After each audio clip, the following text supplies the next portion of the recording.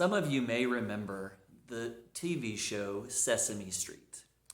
On Sesame Street, there was a wonderful character named Grover. Grover was fun and just a really great teacher of a lot of things. But one of the things that Grover often taught was the concept of near and far. He'd run up to the camera and say, "I'm near." And then he'd back way up and he'd say, "I'm far." But one of the things that Grover never quite illustrated and talked about was being in between. He talked about being near and about being far, but he was never between. Or at least he didn't talk about it.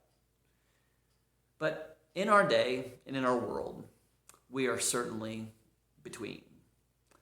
We are between two candidates for president.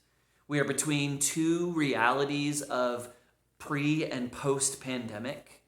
We are between the reality of what church used to be and what church will become. We're living in between. So this coming Sunday, we're going to start a new series called Between.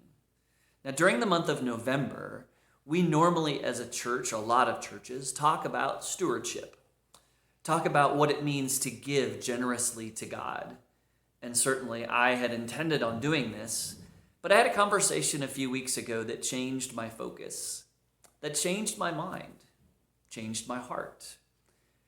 As I looked about this conversation and how others were going, I realized that we are all stuck. We're stuck between. And sometimes being between is not a very good place to be. We hear about this in the Old Testament, where the people of Israel were released from captivity, where they were oppressed by the Egyptians, but they weren't yet to the promised land.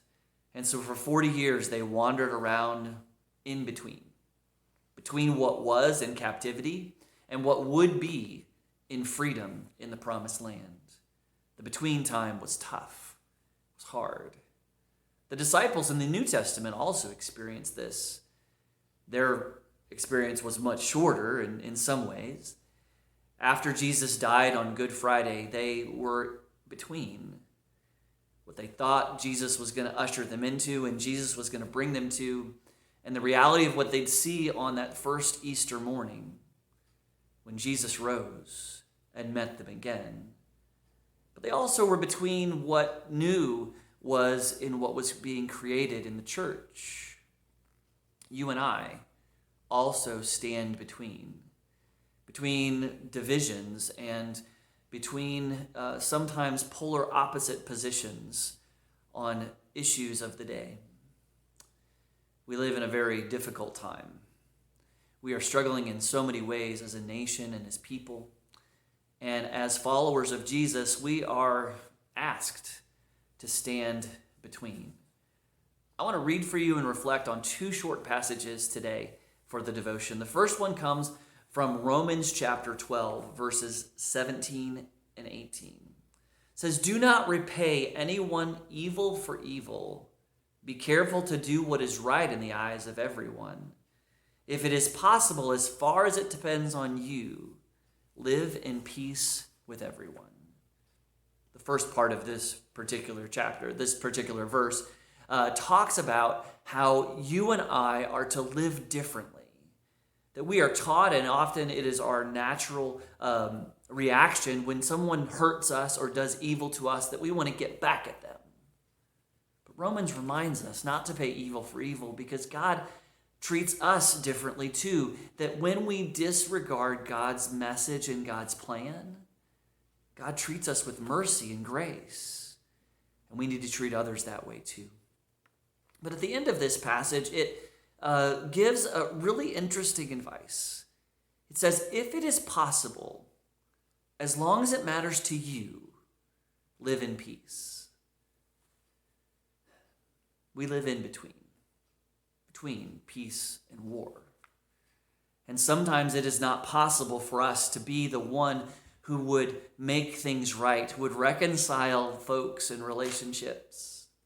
But if it is possible, which many times it is, for us to maintain peace, I believe one way this happens is a phrase that I actually found on Facebook a number of weeks ago that I think really illustrates what I hope we would be about as followers of Jesus, and particularly as members of the Macon United-Methodist-Church. And that phrase was a simple post on Facebook that said, I'm going to decide today that to have the mindset that everyone I meet today is doing the best they can. Imagine what difference that would make in our effort to maintain peace. I'm going to choose today to imagine and have the mindset that everyone I meet is doing the best they can. Now, this doesn't mean that everyone I meet is going to have a perfect smile, is going to do everything I wish and hope and say everything right. It just means that I see them for the struggles that they have. And I see them as children of God, people who are doing the best they can. And sometimes our best just isn't good enough. But if I look at that person that way, I can maintain peace between us. And then I can offer them something to help improve the situation, improve their life, bless them in some way. It's important for us to be and do that. The second passage I want to reflect with you on comes from the book of Ezekiel. It comes in Ezekiel chapter 22. It says, I looked for someone among them who would build up the wall and stand before me in the gap on behalf of the land, so I would not have to destroy it. But I found no one. In this particular chapter, in Ezekiel chapter 22, this verse happens at the very end, verse 30. But prior to this, God is talking about all the ways that Israel has failed him, and have stepped out of what God desires for them. And so he was looking for someone who might stand in the middle, stand in the gap, stand on that wall that was meant to protect but also fortify the city around God's promises. He's looking for someone to stand between what was happening that was negative and bringing people down and what God intended for the people. My friends, it's my hope that we can be those between people, that we can have enough vision to look into the future and know that what we currently experience is not the final story, and that God has something in store and in plan for us. But also, as we stand between, we look back at what was and what could be. And we allow people to mourn and hurt and cry and to do the things that they need to in order to become what God intends for them. I invite you to come to worship this Sunday. I remind you that we are changing our time yet again, and we'll be worshiping at 10 a.m., both live in our worship center as well as on YouTube. I invite you to join us in this journey through the month of November as we talk about what it means to be between. God bless you. Have a great day.